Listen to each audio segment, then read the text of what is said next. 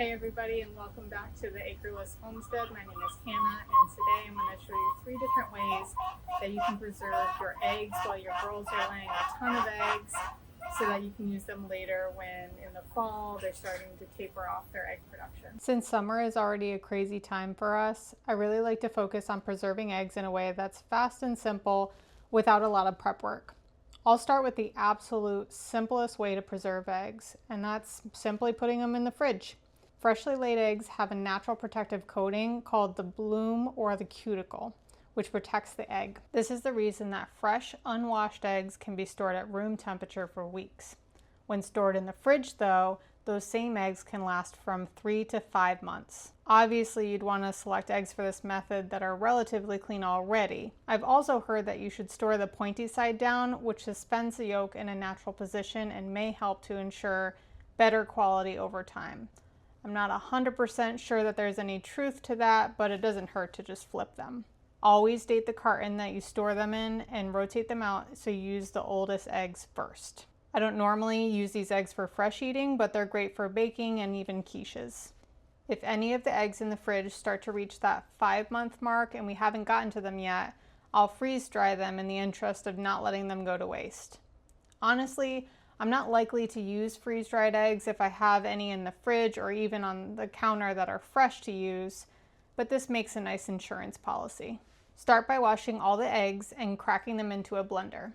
I have a Harvest Right medium freeze dryer and I use 3 dozen eggs for this. Blend them quickly until you can't see any whole yolks, being careful not to overblend them, and then make them frothy.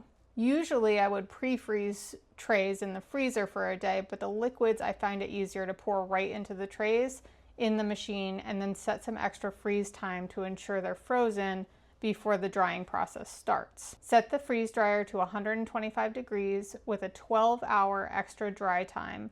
Close the drain valve and let it do its thing. Okay, so we're just about at 26 hours here. I have it on extra dry time, so I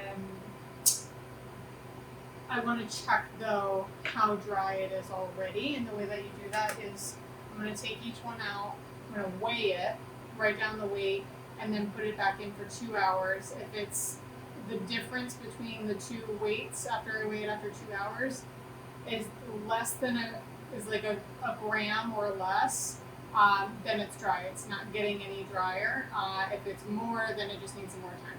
So that's what I'm going to do now.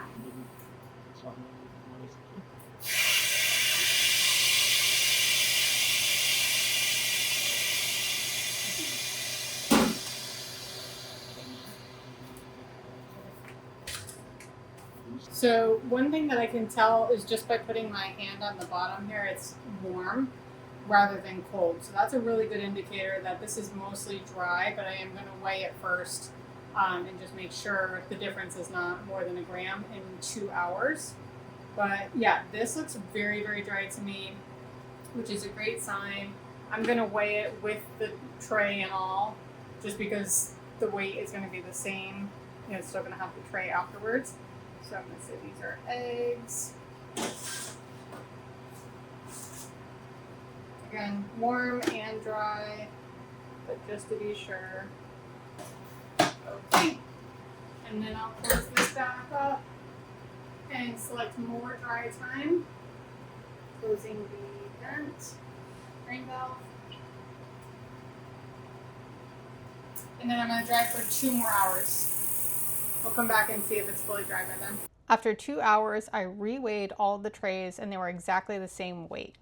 This tells me that the eggs are completely dry for maximum storage quality. Packaging should be done as quickly as possible, as even the humidity in the air while you're packing your eggs will add moisture back into them. I use a bench scraper to pack the eggs into Mylar bags and zip seal them while I finish packing all the bags. I also want to make sure that I write as many details on the package as I can, as I won't be able to see inside after they're sealed, and I definitely won't remember what they were. For this batch, I also ensure that I clarify that these are raw eggs that need to be cooked after rehydrating, along with marking the date. After I'm done packing all the bags, I'll add an oxygen absorber into each bag and then seal them with a heat sealer. I'll link all the products that I use in this process down in the comments for you. After these bags are sealed, they'll last roughly 10 to 15 years at room temperature, after which I probably wouldn't eat them anyways. The third way of preserving eggs is new to us, but has been used for a very long time, and that's water glassing eggs. This is done by submerging fresh, unwashed eggs into a solution of pickling lime and water. The lime seals the egg's porous shells, helping to prevent moisture loss and bacteria from entering, allowing eggs to remain usable for 12 to 18 months when stored in a cool, dark place. You only want to use eggs with their natural bloom intact for this. The process is really simple though. Fill a jar with eggs, and if you can put the pointy side down, more power to you, but don't stress it. Next, mix the pickling lime solution, 1 ounce of pickling lime by weight to every quart of water. For this gallon jar of eggs, I use 2 quarts of this solution. The solution separates quickly, so stir it up and pour it in quickly to ensure that all the lime gets used in the jar. Put a lid on it, and that's it. You're done.